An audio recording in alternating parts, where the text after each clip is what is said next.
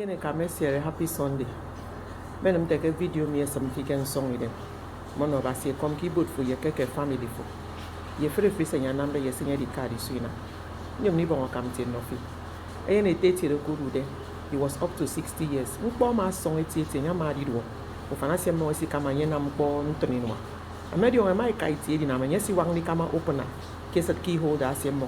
Ibere kenana medinam. E mai do ombo ni kama opener do enye fe ko kokbokore.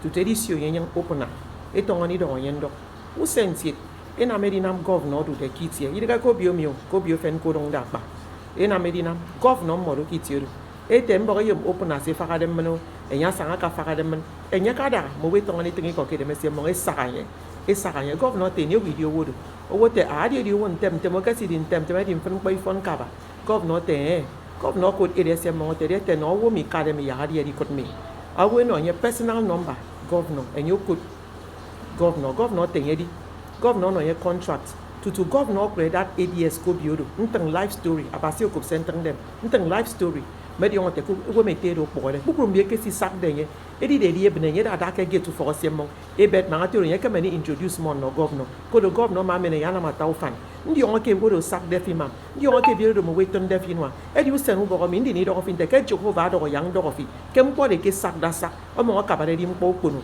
afodo wo mi ki bat ka bat tempo e mo ka bare di bere fi do di ke mpo itie edi wa wo de ke no defi nyo mi ki yom ke ni pick off yom ke ni anything to do with you afo yom ni di wo do di connect them more to their helper nyom ni bo kam je focus yeru senu bo mi afre free theory ke no defi ndo mpe Jehovah bo ku yeru senu bo mi ya ga di bo de fi nyen ka tai tieru ya ga no fi conscience ya ga de be de fi ki so do di ke mpo itie ma ga ri mbo de kuru bon Jehovah ki dem fo di ni do fi afodo so se video mi do kini e ke me di ni kini e ni e di ke e mo ga di bo de mbo fo Kenyan Jesus.